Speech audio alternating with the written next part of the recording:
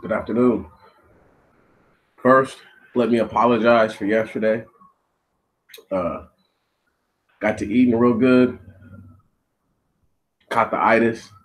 No excuses, but I just wasn't in tip top shape to do a live stream. Way too tired. You know what I mean? Way too groggy.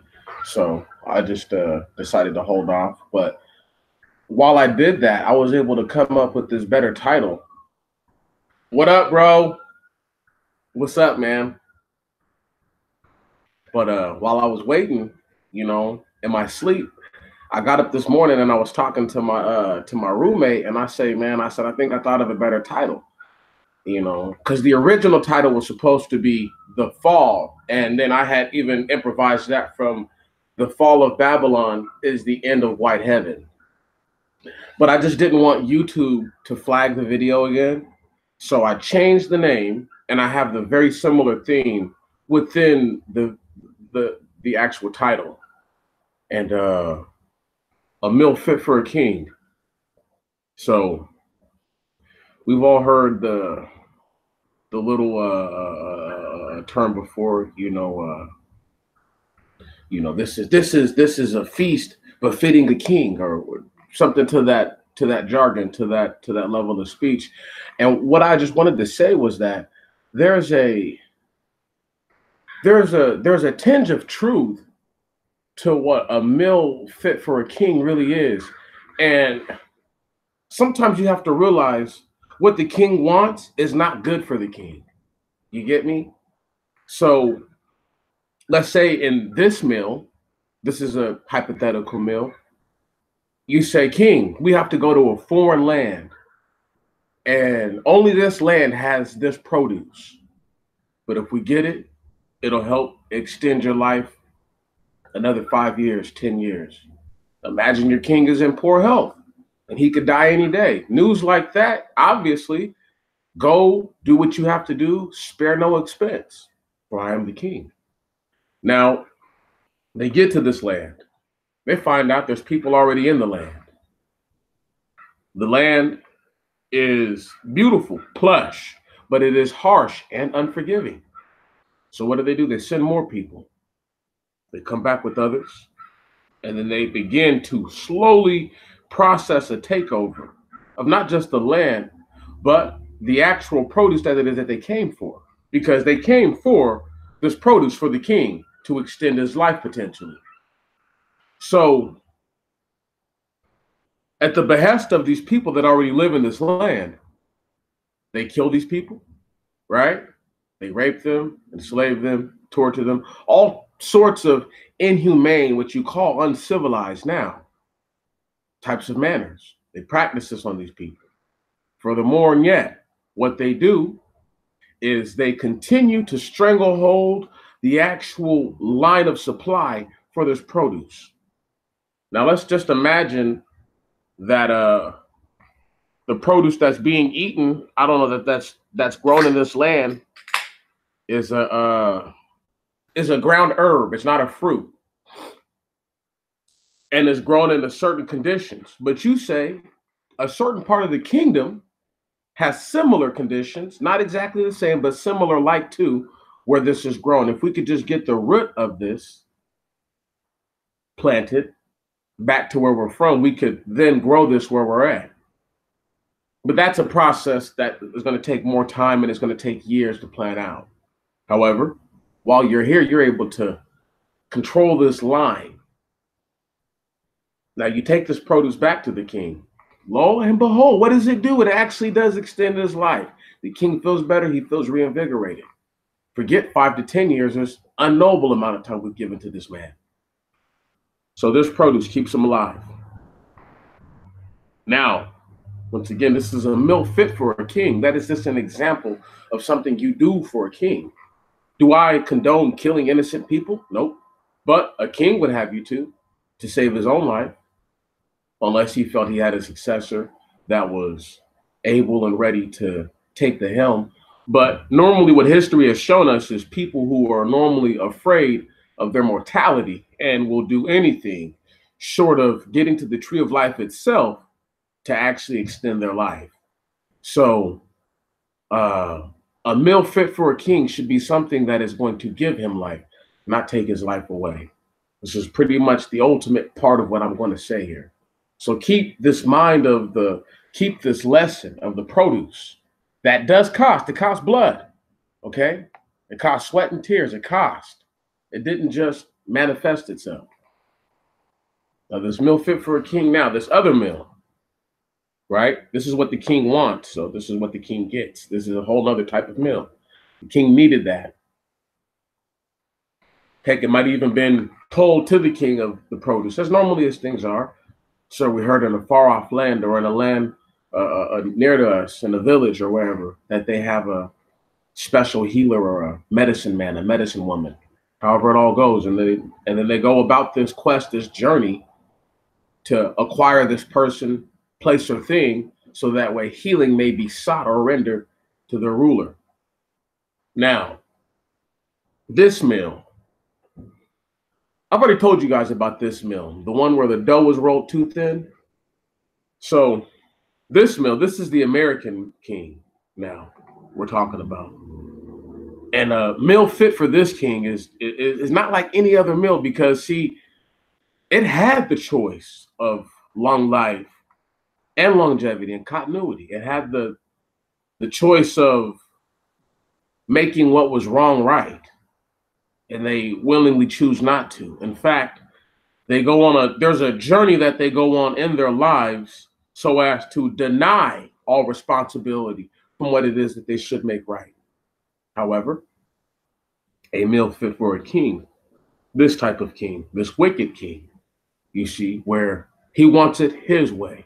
It must have all of these ingredients, and it must be rolled and held in a little pocket, much like a dumpling. And if it is not like this, then I don't want it. I will not eat it. But I always say that the dough was rolled too thin, and what was meant for the king's lips will never get there, because it'll fall out, it'll fall apart. What the king wants is to change what is not right. But by the king getting this meal, though, see, he brings the end of his empire. You see,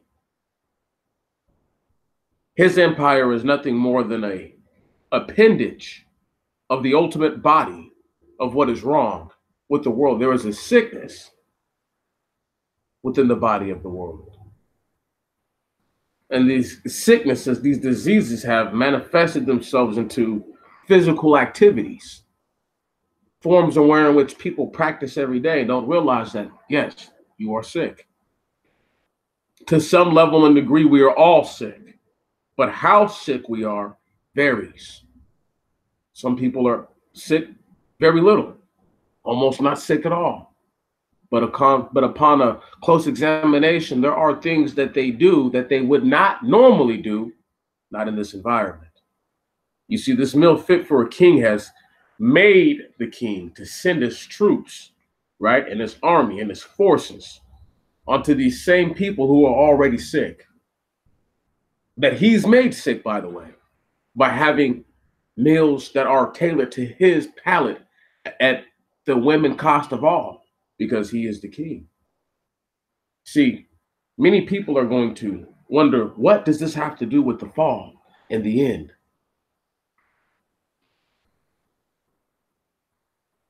The fall of Babylon is much like the fall of the Israelites because of the abundance of all things. But the one thing that you will not live without, which when you are in abundance, is what is good to the palate. A man will pay, a woman, a person will pay an exuberant number of funds to get what they want to eat. I've seen it time and time again. This stands true, much like when people will pay what they want for like a date. And this is for the people who obviously have the money to pay for high-end escorts, be it a man or woman who's paying, and be it a man or woman that they want. It's the same idea. They've acquired a certain taste, and they will not accept anything less. So this meal that this king wants, you see, it's going to take him destroying this village. But don't worry, the king says. We can rebuild that village. And this other part is going to take totally destroying a water supply for a small city. He says, don't worry though, we will re-irrigate water to this city. You understand? Okay. Now this is a mill that the king's never had before, but he knows the cost that it's going to bring upon the people, the burden that it's going to bring upon the people. You see, this other part of the mill doesn't even come from his kingdom. It comes from a place where people in his kingdom have been and set foot at. And it's going to cause turmoil there, but he says, don't worry. We will soothe them with gifts and many trinkets. You see, and the king goes on and on and on about how all these different things will cost them in another way, shape, form, or fashion. But he has a remedy in his mind. He's the king. He is not all-knowing, but he believes his connection is with deity, and he believes that deity gives him clear form of mind. And right now, the man has had a vain thought, so he shall produce this vanity to never have it again in his heart. So says the king. Yet, a meal fit for him will cost everyone. And this could be any king. See, it doesn't matter. So when you have different kings and different kingdoms attempting to do the same thing that this one king is doing, see, I'm only using one, but imagine now this is multiple kings all over whatever the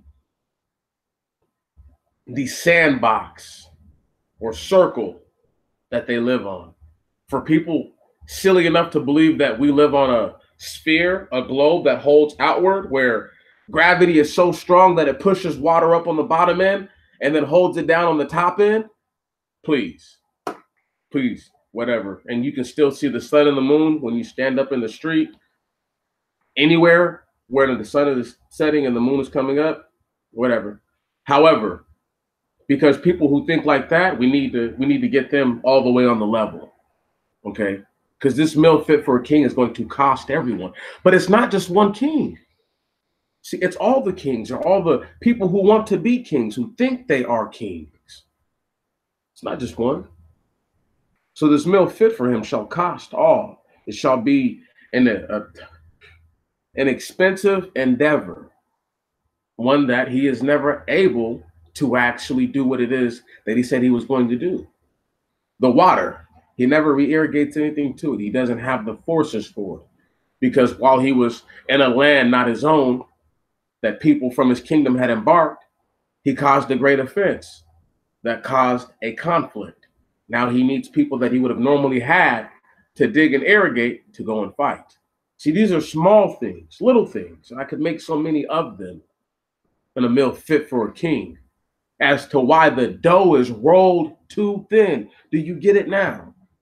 See, when you do things, the more you push the dough down, your dough, the more you knead it. What happens is this, is that yes, it holds a flatter presence and its overall area is slightly greater, but what you do is you sacrifice structural integrity.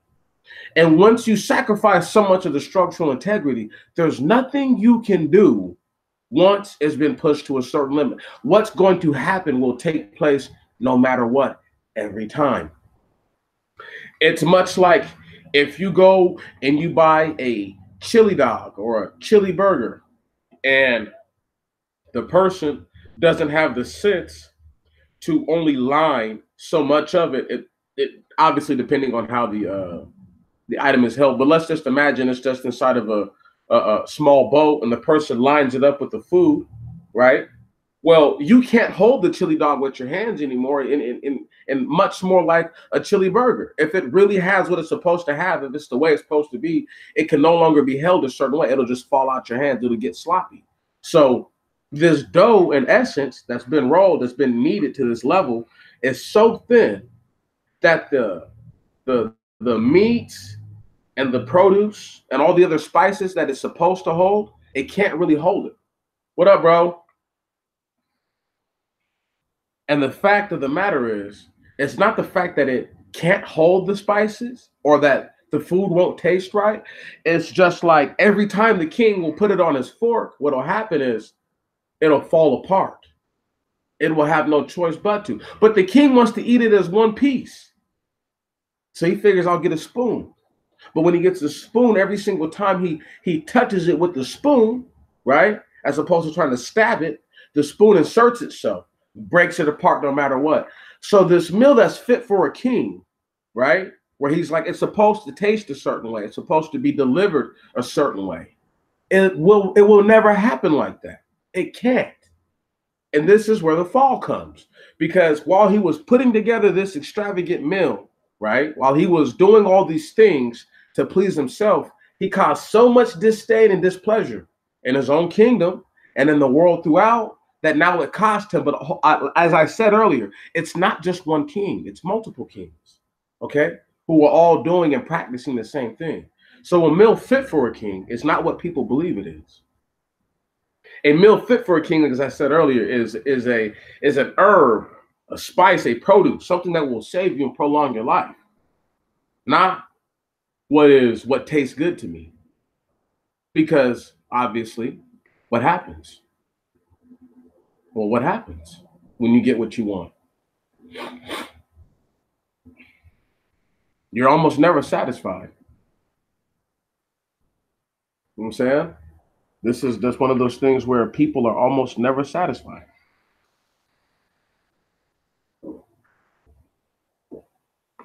It's sad, but that's what happens. Because in a meal fit for a king, it's like put it like this. The king wants the fanciest ravioli ever made, right? The best. I mean the best. You know, made with the best oil, best eggs, the best meats, the best cheeses, all the best vegetables, the best seasoning and spices. He wants it laden with edible, rare minerals. He wants it to be lined on a plate, silver and gold.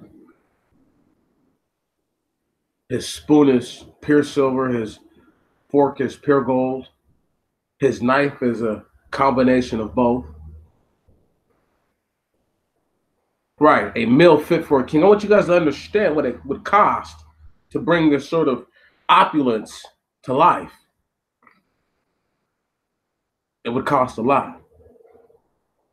And in the fall, you see, in the end, in the fall of Babylon, it will be things like this that ended her. Opulence, seeking to have something for nothing, trading off another person's pleasure for pain. I've told you before, I believe this. Do not inconvenience me to convenience you. It can't be that way. I won't let it be that way, but it just cannot be that way. It wouldn't be good for it to be that way. One of the most unsettling things about most people is that they believe that the king is going to do something for them because they went and off to this foreign land and this far off land, that the king is going to reward them. The prestige of his meal will be greater than any reward that you can gain. Do you understand this? A meal fit for the king is much like the king getting a goblet and it's or a chalice or anything like that, and it's supposed to have some sort of property to it. I won't say it's magical, but is truly, it works in the divine. I'll have to leave it at that. It's the same thing. It's the Indiana and the Crystal Skull stuff. It's the same thing. People seeking something. They could give you whatever you want. You want $1 million for this? The meal's worth, there's no price for this meal. It's a priceless endeavor. I can't stress it enough. It's priceless. It's invaluable. There is no measurement that you can put on the satisfaction that this one meal will bring to the king, or this one item will will give to his life as far as comfort and aid.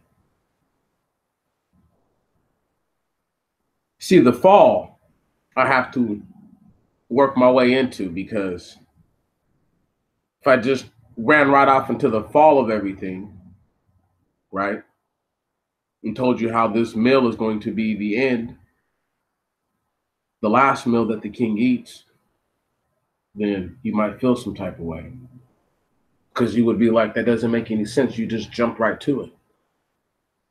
So I'm glad that I've explained the meal for the king and what the king is willing to do for this meal. Now let's go ahead and go into what the fall does. See, the king, right, at the behest of everyone, has made it to where I will make my meal the most best meal ever heard of. When a man thinks of a meal, he will say, I want a meal like that. Hello, sister. How you doing? But the man will say, the king will say, I want a meal like this, just like that king had, because that is fit for a king to eat. But once again, those kings will have to tell themselves in their mind, if they're already not contemplating and doing these things, I will have to do what he does. I will have to change my ways.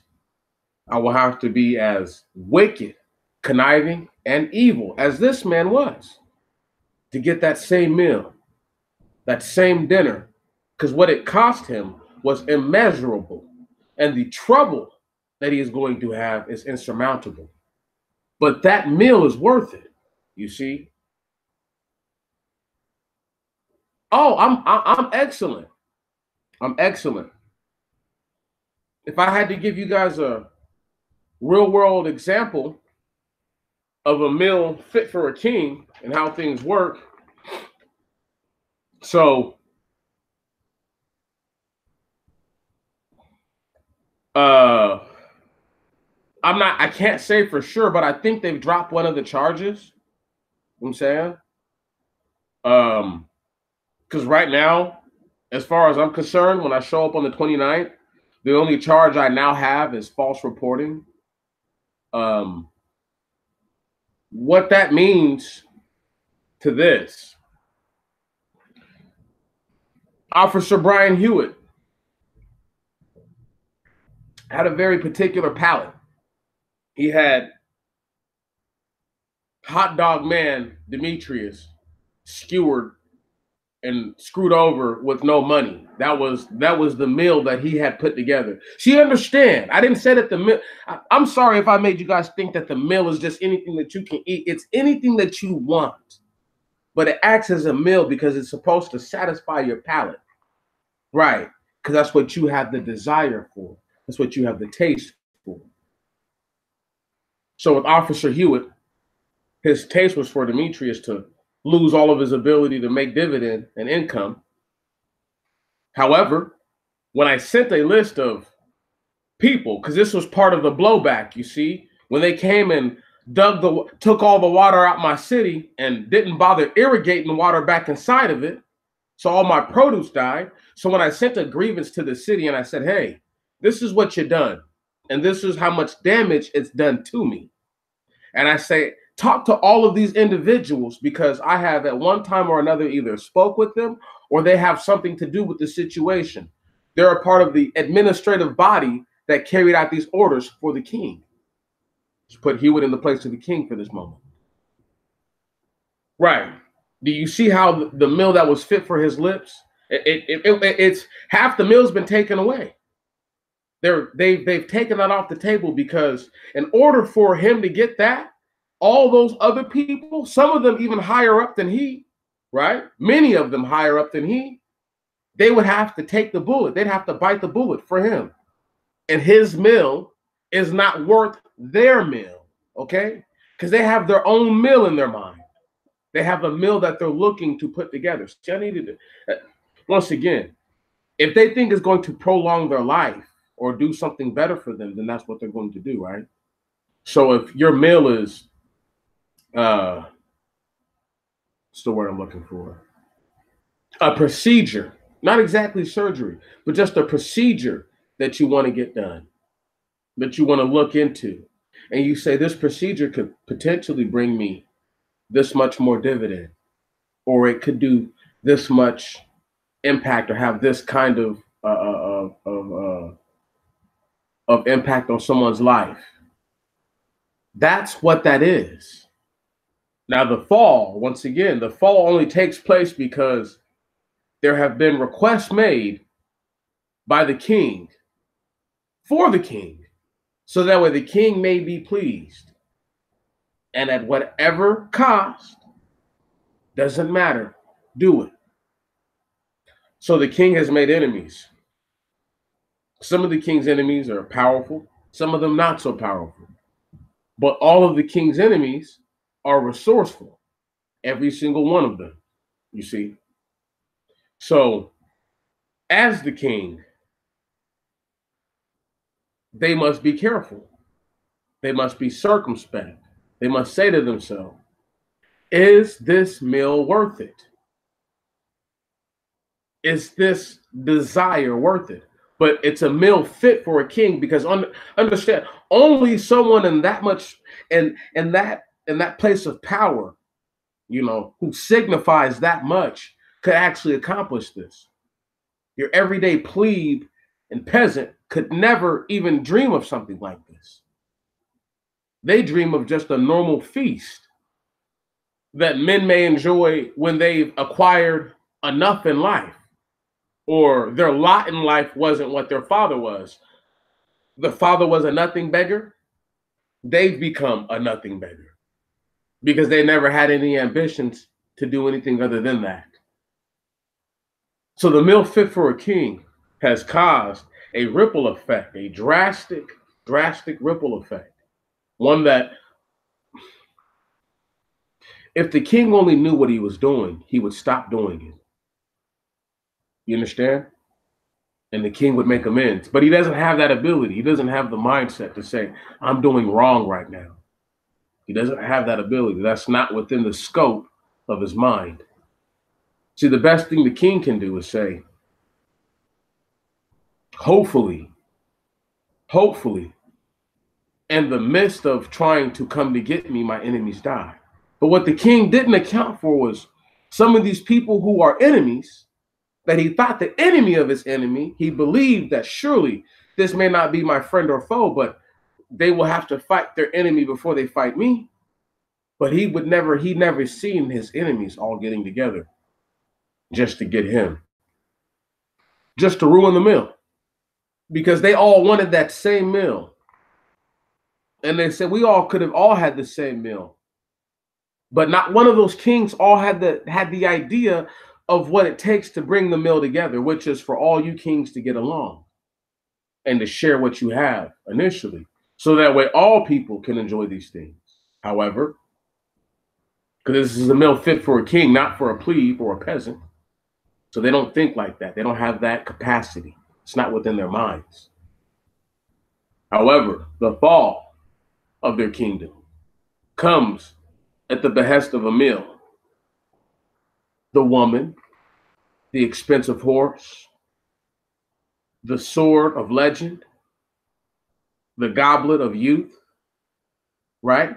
A piece of fruit from the tree of life, the water from the fountain, all of it. You see, a meal fit for a king, you have to understand what it cost. And it's more than just some, oh, you pay the cost to be the boss type shit. No, it's bigger than that. It's much bigger than that.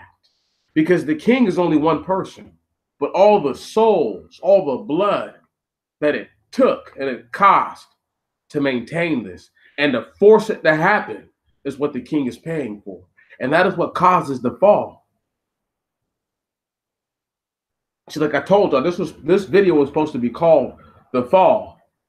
And I was going to elaborate the fall of Babylon and the end of white heaven, but I want y'all to really understand this narrative of the king first. So that way you can understand where I'm getting at with white heaven. Because if I went right into that, that would have been bait and switch and bullshit. But if I bring up the narrative of a king who was greedy in so many ways, shapes, and forms, has no idea of their greed and doesn't care what it cost others. So long as they get what they want, then maybe people will understand the atmosphere that we're in within white heaven. Right on? Maybe they'll understand that we're dealing with more than one person who believes they're a king. Can you dig it? So this is the problem that we're having, is that we're with people who live within a kingdom where there's more than one king, you see? And all these kings want their mill their way, and they don't care what it costs. Some of the kings will tell you, I do it because of love. So out of love, he'll force you to accept the fact that he wants to blood mix with your people.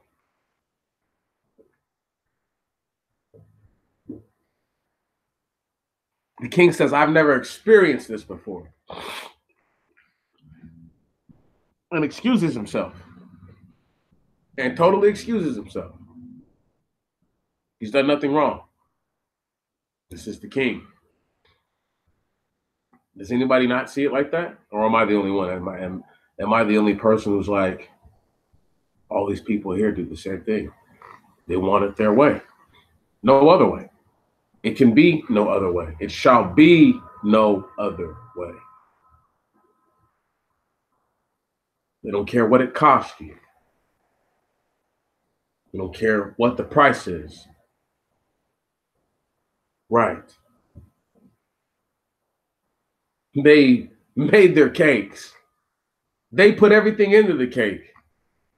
And now they want to tell you that it tastes good as opposed to letting you taste the cake and you telling them if all their ingredients tasted good. So in essence, they want their cake and they want to eat it too. That's what that really means.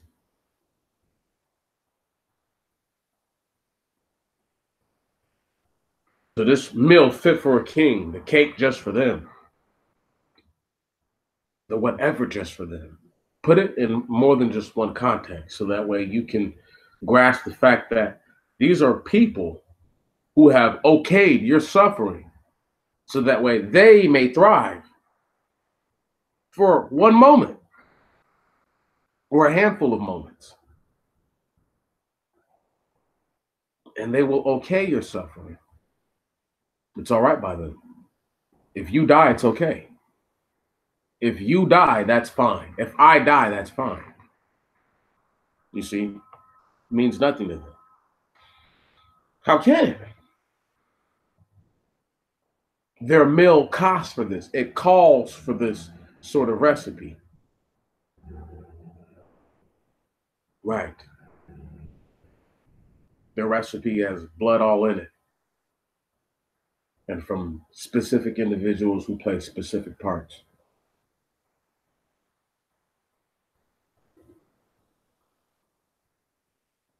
I say that to say I said all of that just to say this. Watch out who you are making your meals for. That's right. That means be mindful of the company you keep. Mm-hmm. A meal fit for a king. The fall is coming because of this. Fall of Babylon. Because they want to have everything that they want.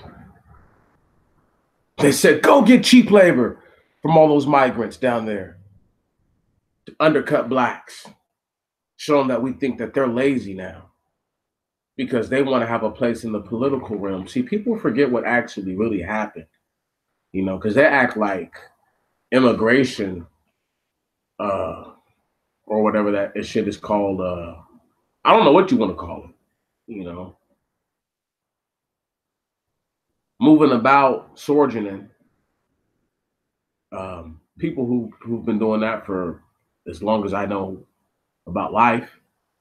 But however, these are people who were used for a long time, not just as a buffer class, but an attempt to prove that black men were lazy. I think a lot of people forget this. And as part of that meal for the king, it was no problem for them to sign off on a thing called the North American Free Trade Agreement. Right. So Now the king has had enough of that meal, but the ingredients to that meal are lingering, you see. And now that meal, some of the ingredients, well, hell, some of the people who helped put it together think they're the kings now, want to be the king now. And they say, no, no, no, no, no, no, no. We need those same ingredients that you had, king, to make that same meal that you had. So this is why it's dangerous, because you have people who are, I won't say aiding and abetting their enemy, but very close. They are placating their defeat, their own destruction, being the destruction of self, not of the other party.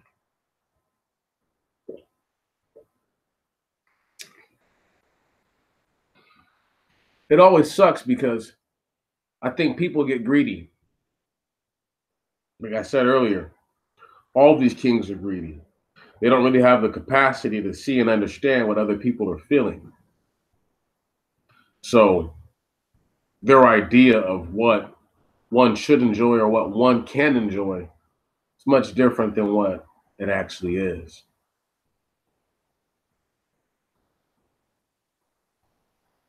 You guys are going to watch the end of a lot of stuff happen in the next few years. You're going to watch a lot of comforts leave the world.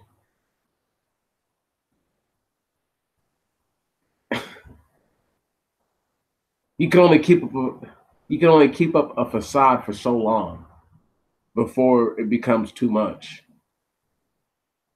They've been eating the same meal for such a long time. They've had this meal for forever. But what they didn't realize, or what they maybe have realized, is that even when they get all the ingredients that they want together, the meal never comes out the way that they want it to, even if it's put together the way that they asked. And they're just waiting for that one bite, that one righteous bite. It all tastes good, but they haven't got the bite yet. And at the behest of themselves and their kingdom, it's going to cost them everything for that one bite. Mm-hmm. Mm-hmm. It's going to cost them everything. Because it'll still never touch their lips. But as close as it gets, it'll be the closest as it's ever been. And that's it. That's the end of this place. It's the best way I can put it, is that they are eating a meal right now.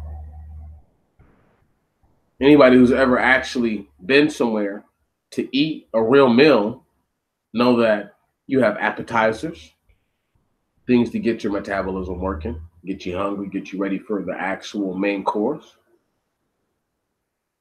and then a dessert. You could imagine this is dessert. You could say that this is an appetizer. I couldn't care less what part you put this in at the meal. Once the king gets to this part, it's freaking over. It's done. The fall's already started. You see, the fall of Babylon has already started. I'm just waiting for the gates to burn and the broad walls to fall, cyber walls and all. I'm just waiting for the people to toil in vain at the gates that are on fire. Then I'll know that the end of this place is done. What's up, Ethan? How you doing, bro? This place is on its way out. A lot of people are praying that America doesn't die off when they're still alive. Those are the weak people. Those are the people who can't figure out, well, how am I going to get my baby to understand that you need to start preparing your child and telling your child that this is all fake. There's ways to tell a child that this stuff isn't real. You figure it out, because I'm not you. So I'm not going to tell you how to parent your child. This shit isn't real, yo. All of it's fake. We know it's fake. It's only as real as we make it out to be. Am I lying? So, if we give no life to it, it has no life. But regardless, this king is having his meal prepared and prepped, you know, and everything is just going to be what it is. Well, give me 1 second, y'all. No, just staying alive, man. Staying alive, dog. You know, not trying to be caught up in no bullshit, but it is what it is. I'm glad you're all right though, man. I'm glad everything is, you know. I'm glad you're still on 10 toes. But this meal though, this tragedy, I should call it, that the king has prepared for him, because it's suffering. Every spice is a piece of anguish and disdain and despair. Every piece of it is the humility, hard work, kindred love that a person put into something and was ripped for them. That's why I said that a meal fit for a king is not what they think it is.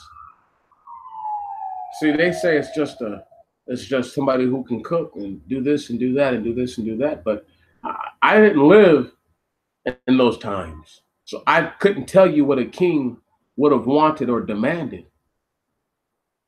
They can tell you whatever they want to from a history book. But we've all known people who come from poor families, who had children or who knew children who were picky. Wow.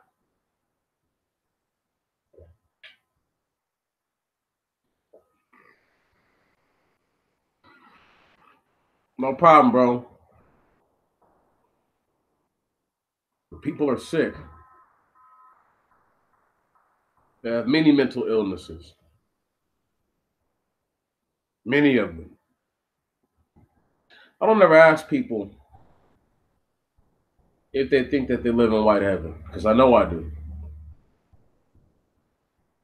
There's no way that a person could essentially invade and burglarize my home and do it under the guise of being a police officer.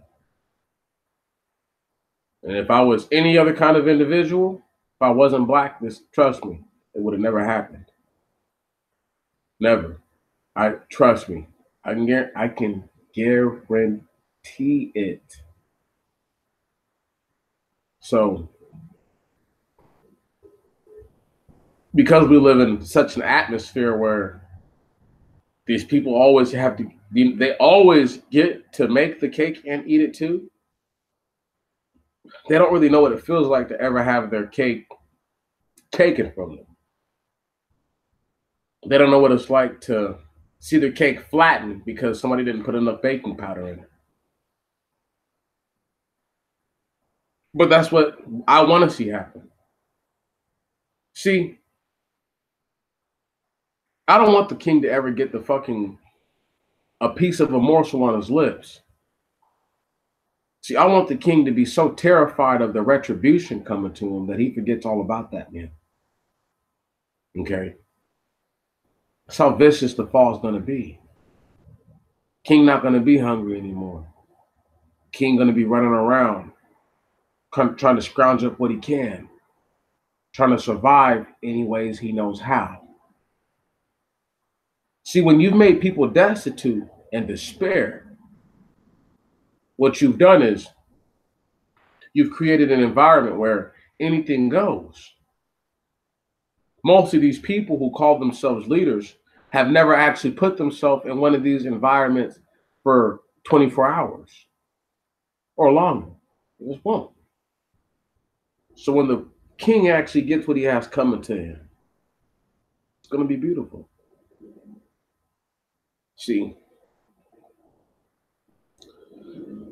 I learned from my last little video, we've been in white heaven or whatever, or or white heaven, the rapture that already happened. When they flagged that, yeah, when they flagged that down, and they didn't even strike it, but they flagged it. That told me enough right there. I can't really say I can't really say nothing too crazy, but I can say enough, because they can't take it. That's why I ain't put up no pictures, because I don't think it was what I was saying that actually got me in trouble. I think it was one of the pictures that I used. Uh, Andre thinks it's still about the Dust Bowl. It could be about the Dust Bowl, but I don't think it is. I think it's about when I was talking about Yemen and stuff like that, and I started chirping about Palestine and about how the Israelis are really terrorists. But anyway, they're the same type of people. Their meal for the Israelis cost the Palestinian people and almost all the other cultural groups in that region. Not to say that they're indigenous to the region, but for the people who have been living there for the last however long, over 1,000 years, you see what I'm saying? I mean, like that's grounds for what it speaks volumes to what I'm talking about. You know, the meal fit for the Chinese king, right? How he just made it to where certain people can't travel. You see what I'm saying? Like, there's different things that make what you want, what you desire, taste good, right? Certain ingredients. And I think some people have taken the concept of a meal in the most literal aspect when it's supposed to be figurative, as well. And I don't have to say like, oh, I'm using it figuratively. That should be something that we all know, you know. Uh, I always tell people to use their imagination. I don't know what that means other than to use their imagination. And I'm not trying to be facetious or coy or none of that. I just get bent out of shape because how much more of the same thing can you say? Now I'm going to break off and caveat real fast. I'm going to try to bring it back into the meal fit for a king real fast. But let me go ahead and get it in. White heaven, where we've been stuck at for the longest of time. I couldn't tell you how long we've been stuck here. Well over 400 years. 1619 is going to be tested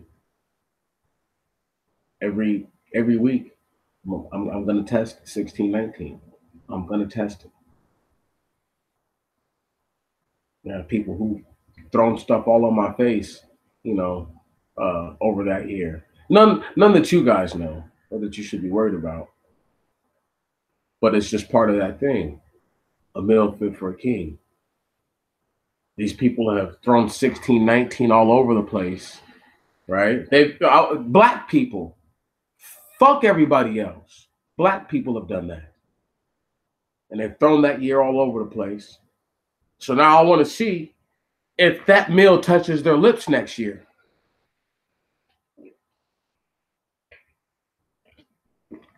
Since they're so smart. Since they're so smart. Right. I want to see if that meal touches their lips next year. Will it? Be honest. Will it touch their lips? Hmm? You think that meal fit for a king is going to get there? Right. Do you know what kind of ingredients that's cost people? Huh? You know the pain and suffering black men and women and children have gone through for that crazy ass ideology? That meal right there, right. Motherfuckers don't even know what I'm talking about. A meal fit for a king. Let's see if they get their meal next year, people. Let's see if all their ingredients they've been baking, frying, roasting, and grilling come home for them. Let's see if they can put that on a fucking fork and spoon and eat it. Let's see how tangible it is. They've got 52 weeks next year to prove me wrong. 52. I'm pissed. And I have the right to be pissed off. Because this is the kind of shit I'm talking about. Is that all these meals fit for a fucking king, right? That have cost an immeasurable amount of suffering. Nobody wants to account for.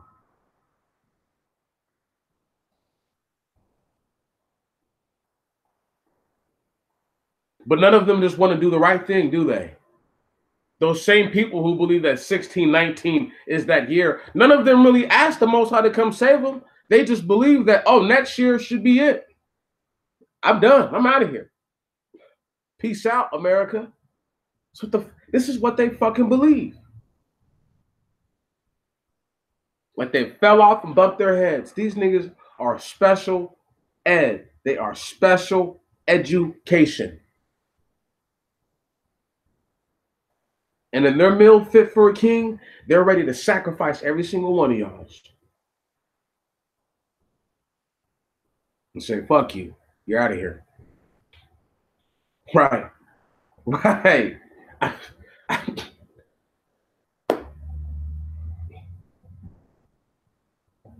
You got some of them who think that a revolution would be the sign of the Most High.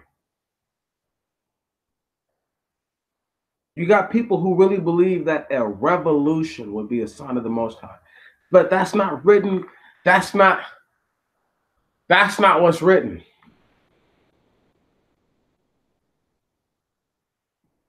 It's not what's written.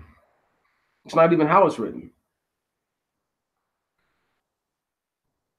Unless you were to say, I don't know, the Chaldeans are really niggas and that they may inherit tabernacles not their own.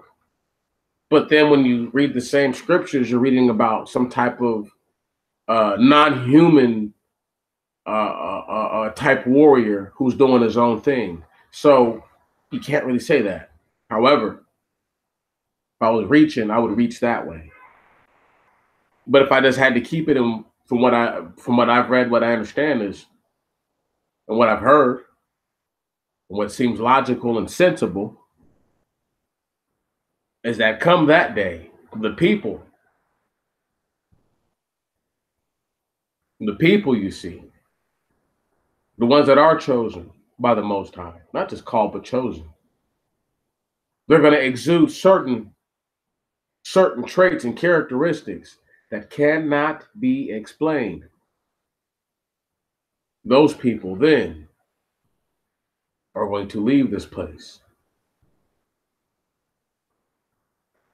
I believe that many people want to hear that the thinning will be of the 2/3 and the 1/3, but from what I've read and understand, it will be the 1/3 that is thin. However, that's okay.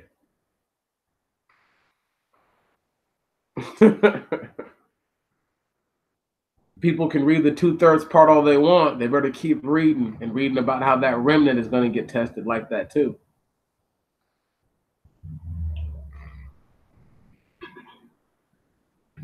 And that's just the truth. However, 1619, here we come. Because 2019 will be here in what, 47, 48 days? Then it's got a whole 364 and a quarter days. 364 and 1/4 days to show me something. To show me that these guys may have been just a little bit right about it. Or may have been all the way right about it. I mean, for me, it's just going to be another year, bro.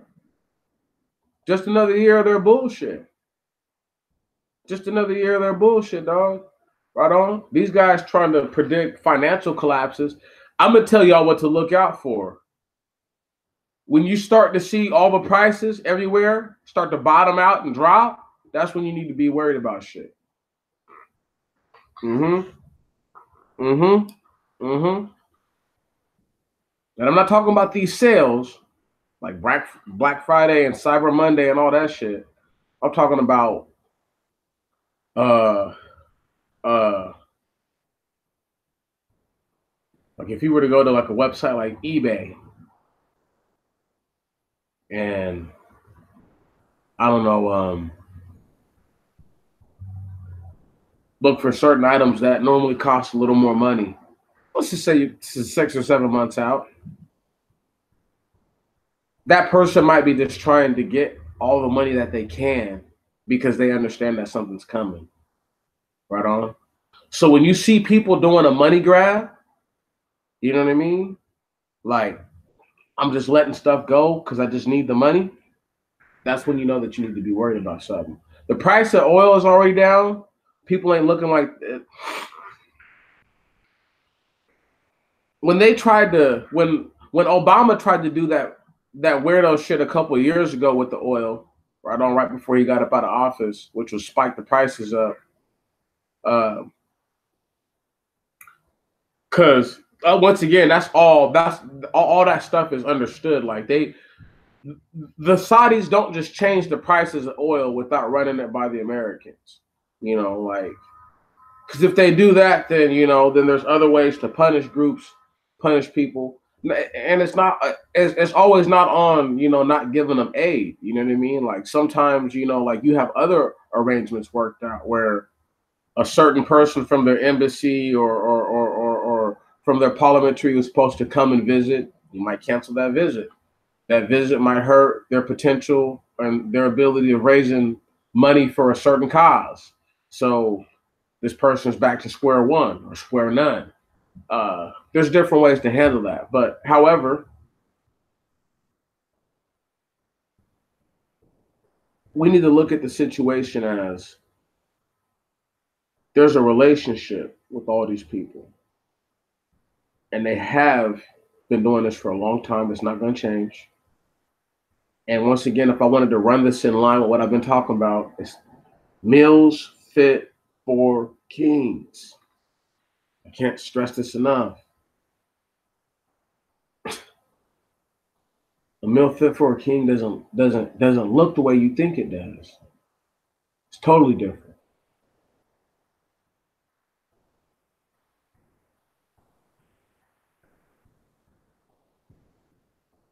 We never read about it in the Bible, except for one time when the chief wine bearer and the chief baker are inside of the spot.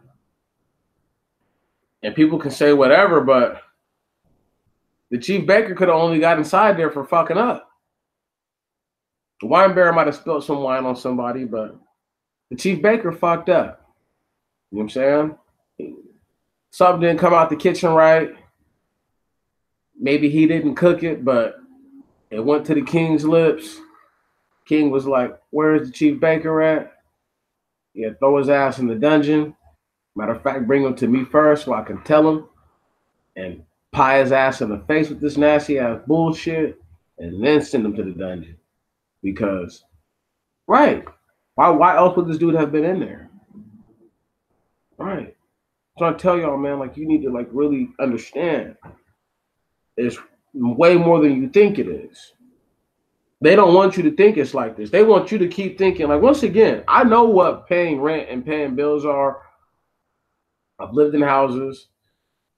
If I had done things differently, I could probably own a couple different properties right now, and it wouldn't have cost me almost nothing.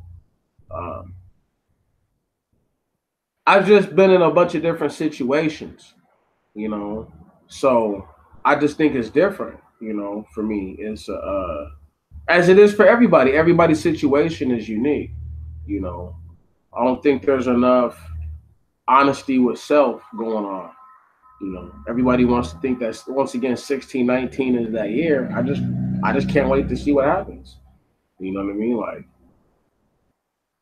I'm thinking more like 8 years from that, but I have my own reasons for thinking that way, and the most simple reason for that is because when I was a child, like I keep telling y'all, for the longest time, I was not told 1619. Listen, y'all. I was not told 1619. I was told 1597. Okay? 1597. I can't stress it enough. That was the year I was told for a long time. AP US history like reaffirmed that. AP Gov reaffirmed that. You know, in the last 10 years, I've seen people like really like, jump all over that, that timeline, but like that's bullshit. You know, that's bullshit. The scripture said that the people were in Egypt for 430 years altogether. If these dirty bastards were able to steal a little extra time, what is a generation and a half of time to steal? They're still going to get fucked up. They're still going to get what they got coming to them. And change is nothing. Once again, the meal fit for a king,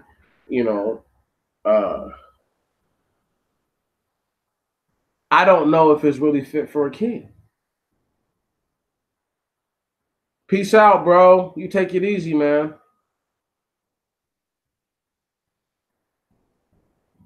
Be good. But the whole thing is this, is that there's a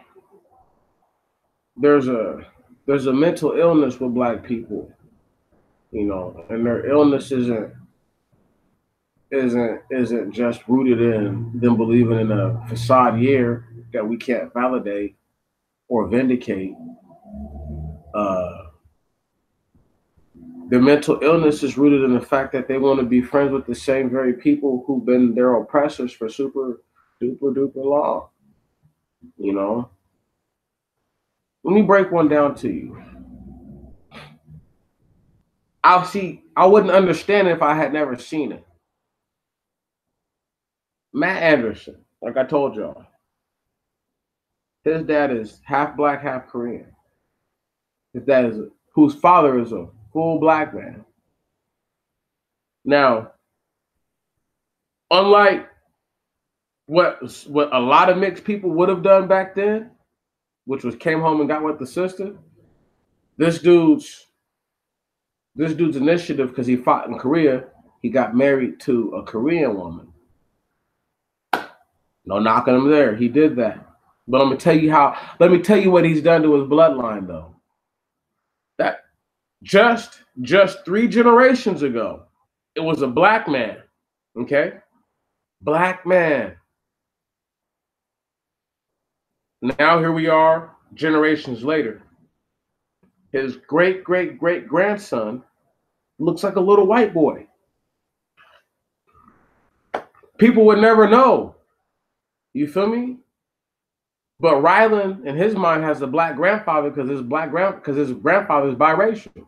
So, but this dude doesn't have black children. Not one, not none. The quadroon guy that I knew, Matt Anderson, his grandson, this guy doesn't even understand. Your grandson didn't look nothing like a black person. He looked just like a white person who just had understanding that he had black lineage. So he thought that made him black. Understand me. This is the kind of meals that people have been making, right on? The I just want to fit in meal, right? Will finally be somebody one day meal. So these are the same dudes, little Ryland, who's an 8th black. These are the same little dudes who go and get with chicks who aren't white, maybe not black, but they're not white either, because in their biological pool, there's that desire. See, people have to understand, when I talk about shit like a meal fit for a king, we're talking about the most gangster shit ever. We're talking about how many people can tell you that the Moors used to really be a dominating force here? How many people can tell you that for a long time it was a big deal when your grandfather was an Arabic dude or an African dude who obviously came from prestigious royal bloodline. They won't tell you that. It wasn't until the nation as a whole in its entirety fell into squalor because what? The same mulatto kings and queens that they put on the throne went on to have European children, right? And their European children turned on their predecessors and their ancestors. See, people have to really understand what really happened, what really, really took place. When a guy says that Esau was white, what he really is trying to say is he doesn't know if these Arabic Moors made it and put these mulattoes on the throne, and these same mulattoes sent people over here as what's the word I'm looking for? Like spies, more or less. Because what happens is this: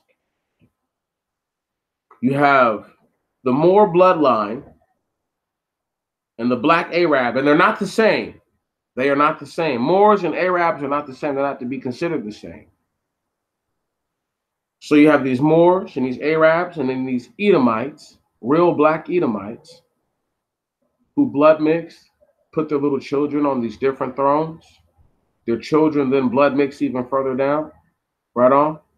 See, a stupid person would tell you that Esau bred in with the Romans, and that's what makes him white. But real Romans were black people, so that doesn't even make sense. And even when you're reading it in a biblical context, right, in a biblical text, a frame of speaking, it depending on what timeline they're coming from, the barbarians had just started to invade.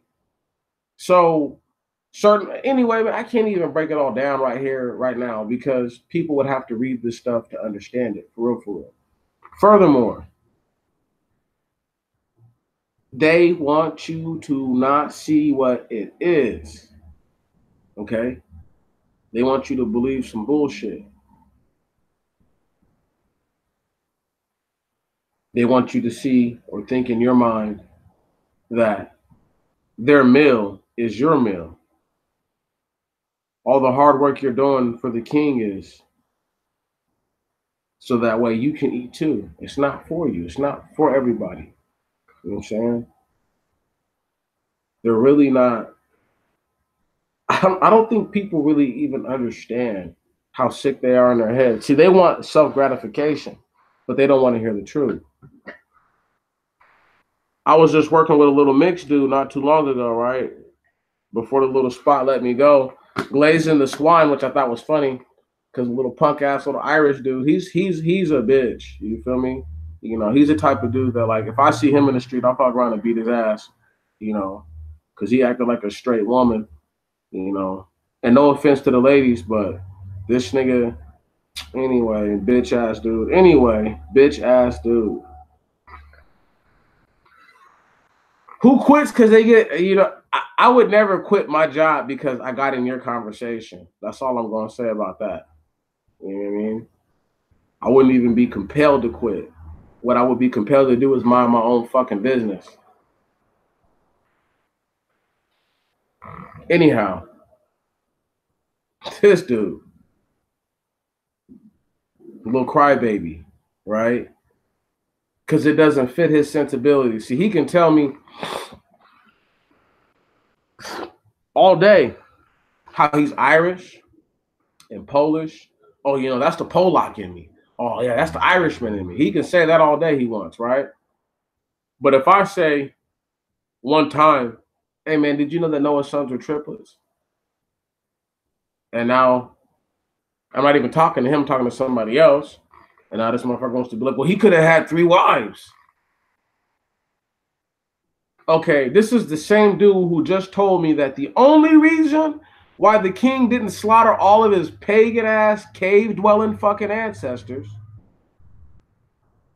was because a guy named St. Patrick, who's not even Irish, who was a slave, was able to successfully convert certain high-level chieftains who then was able to convert all the peoples, right on, a mass majority of them to Catholicism. No, no, not just Protestants first. No. However, However, since they think they're so smart, and he wanted to talk like that outside. Once again, you can't. These are the meals that they make. You want to be an ex-pagan savage, but you also want to know about the Bible more than a person who has made it his business to read the Bible. You know what I'm saying? Bullshit. It's bullshit. I think it's nonsense. Uh, I think it's fucking crazy, really. You know, he's full of shit. And anybody who thinks like that. And this is where we go back to now, all the way full circle. The mental illnesses, all that stuff like that. This is why the king thinks he can get his meal made for him. Right on? Because the king doesn't have any real sensibilities. See, if I tell people that a part of their culture has no history, none that contributes to life on earth, they get upset. That's not my problem. Not my problem. Not my problem that a Irish woman 4 generations ago ran off with a black slave and got pregnant by him. God has nothing to do with me. Is she in my lineage 4 generations ago? Yes. But that's got nothing to do with me. Right on? Just like the lady on my mother's side, who is my great grandmother, who was a full blown black Indian with straight hair. Can you dig it? That has nothing to do with me. Nothing. Because look at me now. So this is just one of those things where people, they can't even understand. You get what you deserve. You will. I'm not saying that I deserve to be a black man, but apparently I deserve the hardship of the black man because ultimately my lineage comes from these black people who've done what? Been treacherous to the Most High. They've gotten their meal. The meal that they asked for. The exact way that they asked for it. With all the fornication and adultery and killing, right? And then as opposed to them owning up to it themselves, they put it on all the other black things, the Middle Earth black people and the Aboriginal first man black people. They blame them. They don't blame themselves. They don't blame themselves for being here. They blame the African, the Middle Earth black thing, more related to a white man than you'll ever be. Even if they're in your bloodline, these things are still more related to those fucking people. Little Middle Earth black things that sold black people out. Right. So when people start saying all this stuff like, well, you know, everybody didn't choose to do that. Yes, they did. Yes, they did. Black people chose to be here. This was the meal that they wanted. This is what they pretty much asked for. Most High God, while we live, let us fornicate and live in total debauchery and go ahead and curse all that come from our loins. That's essentially what they done. It's essentially what they done. Right, meal fit for a king. Don't worry, y'all. Like I said, the fall and the end of Babylon comes soon. The end of white heaven. I love it. Oh, I love it. Because we've been here. It's been white heaven for a long time. They put together their meal a long time ago. When they say make America great again, you should just yell Jim Crow as a response. And be like, huh? Huh? Well, Jim Crow was still alive and well during the Roaring 20s, the so-called Golden Age. Yeah, that's the Golden Age. Just in case none of you knew. Yes, Just in case you did not know, the 20s are the good old days that they're actually talking about. Mm-hmm. Right before the Great Depression, those are the days of good and plenty. And those are the good old days. They're not talking about post World War II. We're not talking post uh, Korean conflict, post Vietnam. I'm not talking about that because all those times were tumultuous, revolutionary times. A lot of good people died in those times that I'm talking about. No, no. Did they assassinate Marcus Garvey? Did they assassinate W.E.B. Du Bois? Did they assassinate Thurgood Marshall? Did they assassinate those dudes because they thought that they were fucking threats to the establishment? No, they didn't. Those niggas lived their whole lives out. Fuck what you're talking about if you don't understand nothing. Okay? And I literally mean fuck what you're talking about. I don't mean that the nice way. Because people don't know shit and open their fucking yap. You know what I'm saying?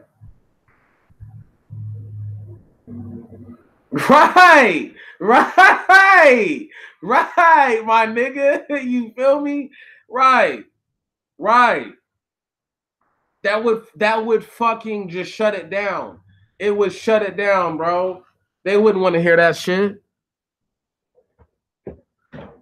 But because you know, black people are too afraid to say that, you know, and be about that life, you know, it is what it is. I cracked this one for you because that was funny. That tickled me. But a meal fit for the king, for a king. I mean, what else can we do, y'all? You know, I just want y'all to know that the meal is a literal and figurative thing. But trust and believe, every outcome, every desire has a set of ingredients to it. You know what I'm saying? Oh no, thank you. Appreciate you. You know, appreciate you. That was that epic. That was on time. I was on time. You know, getting it in.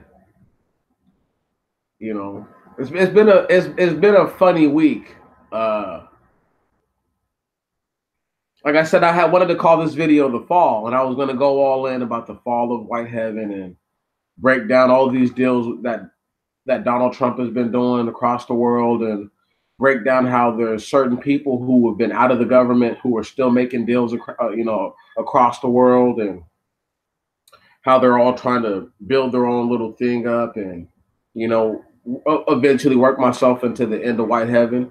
But I think with doing this one, a meal fit for a king, I think it lays up the foundation so that way when I do the end of Whitehaven, which will probably be Sunday, I'll probably just go right in on the end of Whitehaven, and I'm not gonna hold back. You know what I mean?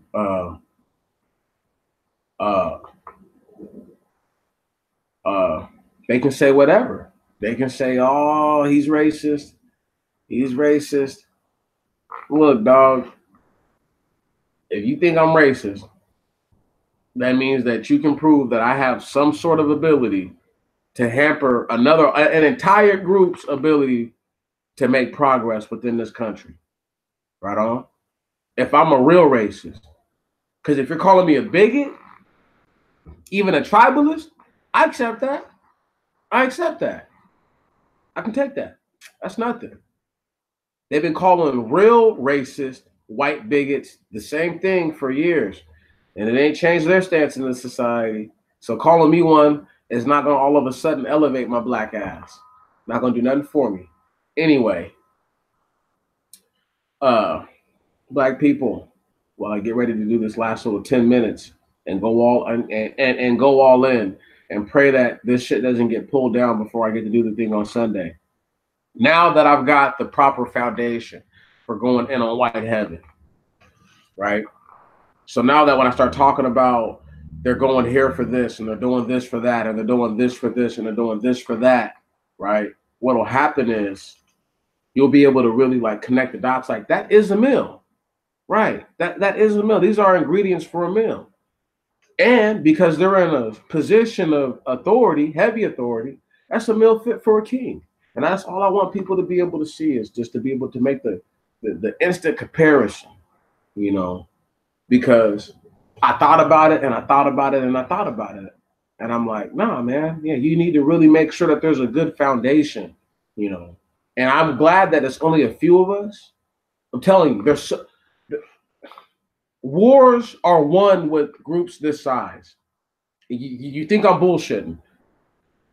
All 6 of us right now, right on. People who have fought in actual conflicts, groups of 7, 8, 12 people have been the difference makers in entire wars. Did you hear me?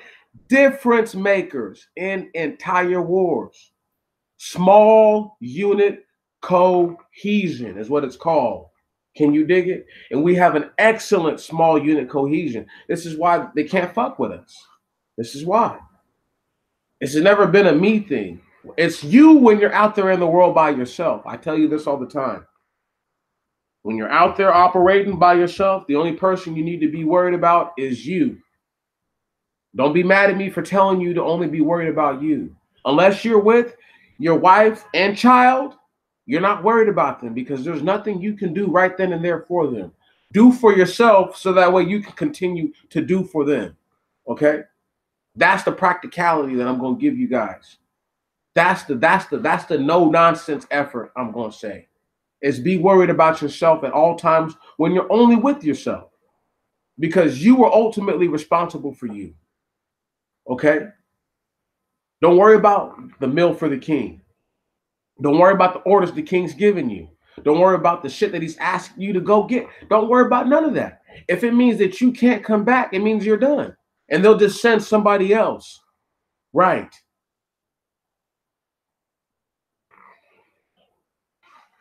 Realize that you're helping somebody else put together their meal for them.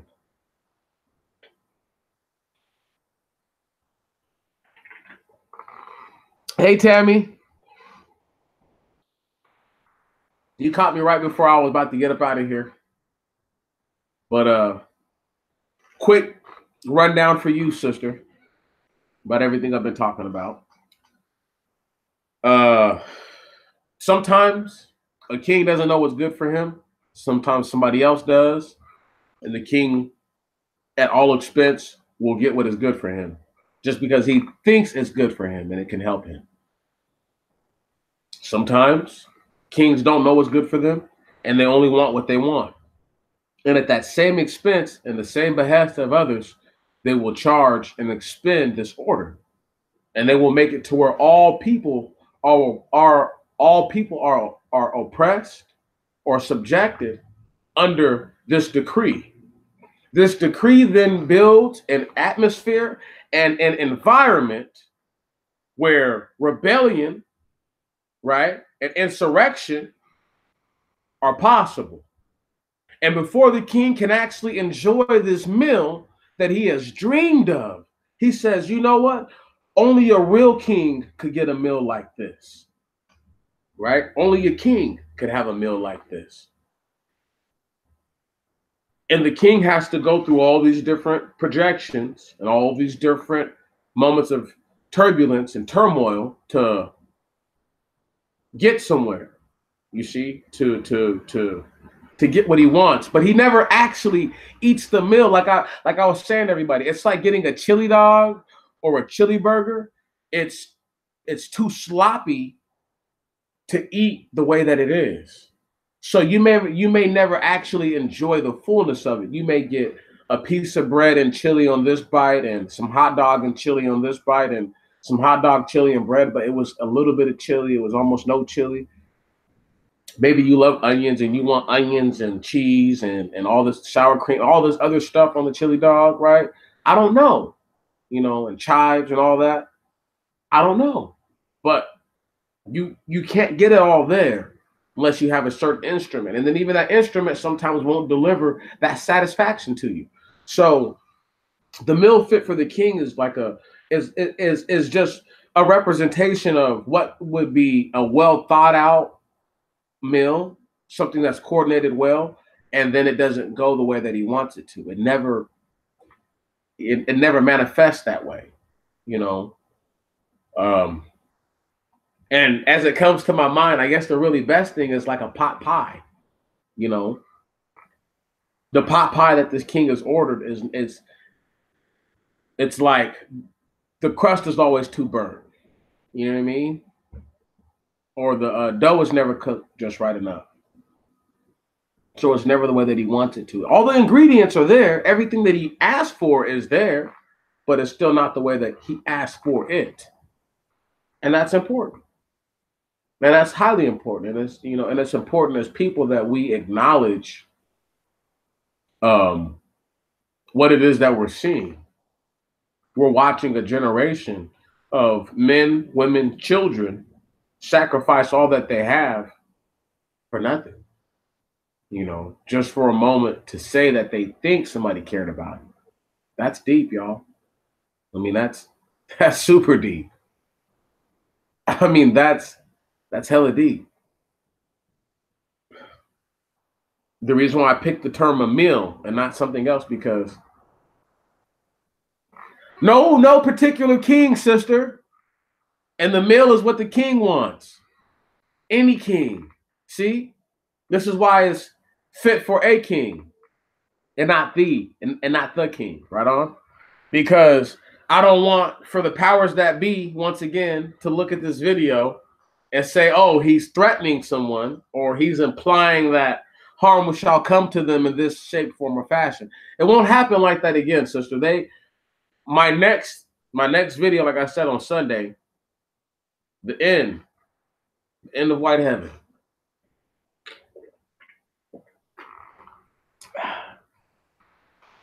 They're going to be sad about it. But I've already laid the foundation. So if they flag the video, I can use this video as defense for why the video is not inappropriate or anything like that. Because I'm going to take many of the elements of a meal fit for a king and show how the same desire that a king has for a certain type of meal plays out for desires for certain types of power and resources and materials. You see what I'm saying? But this is like a concrete pavement effort, you know, so that way people can walk to get to the place that I'm trying to get them to. Yes, please do that, because if you know, I have a couple of my own moments where I just go off on little tangents, but still I keep pretty close to what I'm talking about.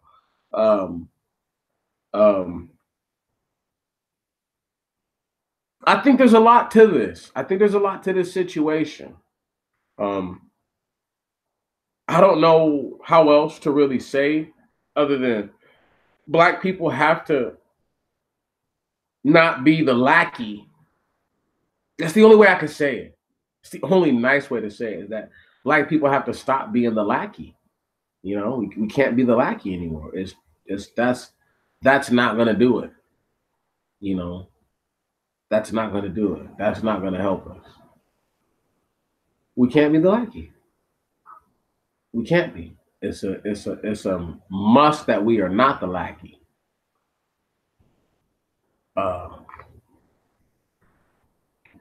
We've all heard people say, "Hold your own nuts." You know what I mean? That's one of the funniest ones to me. I love that one. But it's just like, what if they don't have testicles, dog? Then what? You know what I mean? So, as I tell people, hold your own water. You know what I'm saying? Hold your own water, because that's what's important. Is for you to be able to carry what it is that's yours. So holding your own is just what is responsible for you to be able to survive. You know what I'm saying? Not this sense of a woman has to man up or a child has to man up. That's That's ridiculous. You know, I can't give birth. I couldn't imagine what that feels like. I don't want to imagine what it feels like. That's for the chicks. You know what I'm saying? That's for them. That's what makes y'all so fucking tough to a lot of dudes. Like, that's a hell of a task. People can say whatever they want to about women, but you know, like, that's a pretty heavy burden to bear. So I clap to every chick, you know, pretty much, because I won't be doing that anytime soon. But same thing for that. I would like for the chicks to respect that men are going to do things that they don't have to do and that they're not expected to do. Right on? And that's what I'm saying. You know, the meal fit for a king means that you have to watch what the king is asking. The king is anybody, y'all. I can't stress that enough. The king is anybody. A king is anybody. A meal fit for a king. So when they're asking for stuff that is going to do, for example, like I used Officer Hewitt earlier, right? Because he tried to gangbang on me and take me out the money lane. They've already pretty much dropped the firearm charge.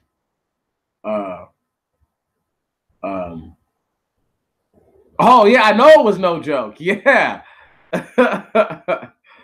so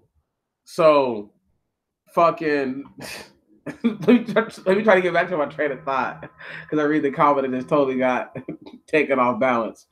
Was it just that?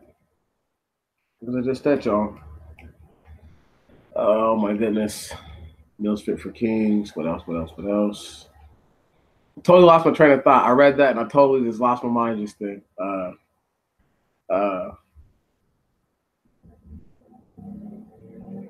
Hold your own. Don't listen to what the king says because like guys like Hewitt will try to take you out the money. Will try to get you, you know, pushed off to the side, right? But I'm going to be able to use everybody's letters of recommendation, right? As a decree against the king from the people. Right on? And I'm not comparing Hewitt to a king, but Seattle Police Department, because that's who's backing him. Because one regular man doesn't have the kind of clout. A regular dude couldn't have written, a regular man could not have written that ERPO up and got that shit. It wouldn't have happened. With the 4 little loose leaf reasons that they had, one of the situations I'm totally vindicated in, the other 3, you could say are questionable, but even in the questionable aspects of them all, there's activities that are taking place that should not be taking place. And one of them one of them was what the police officers were doing. So I find it funny that once again I'm able to compare this meal fit for a king, and I'm about to be done in a couple minutes. It's over. But this meal fit for a king, the most beautiful thing about it, the most epic thing about it, is that they don't realize that they're gathering the ingredients for their own death. Now tell me that ain't beautiful, y'all. Tell me that's not wonderful. That the same groups who would dare you to go and put your life on the line for a little bit. Sometimes it feels good standing back and just watch that king try to eat that ravioli. You're like, yeah, by the time it touches his lips, he'll be dead anyway. Because there's an archer outside. There's an army outside ready to take his ass out, throw him up on the stake, stone him to death, whatever. So the king's never, this meal will never manifest. And sometimes that is all it takes. Yes, it's beautiful. Hey, y'all. We're about to be done here. It's been an hour and a half of me just going in, laying the brick and mortar foundation. I won't miss you guys again. There's not going to be, I won't catch the itis like I did the other day, you know, which is, I know, horrible reason. I know it's a horrible. I know it's a horrible, terrible reason. You know, and I apologize. And I apologize at the beginning of the video for it, and I apologize again right before I end um, for not being prompt the other day. But there's no like message alert that you can send out on YouTube or anything like that. You know, like maybe I'll try Google Plus next time and be like, I'm not doing a video tonight or something like that. You know, like I don't know how to like counteract it. So, but I ate and drank good the other day, kicking it. So caught the itis. All I can do is throw my hands up. But my people, I pray that you were able to enjoy people that you actually enjoy yesterday. I pray that it wasn't a hard day for you yesterday. I pray that you get through the rest of this year. If you're not able to see me on Sunday, it's all good. Don't worry about it. I salute you guys so much. You just don't know. Love you all. You be good. You take it easy. I'm out.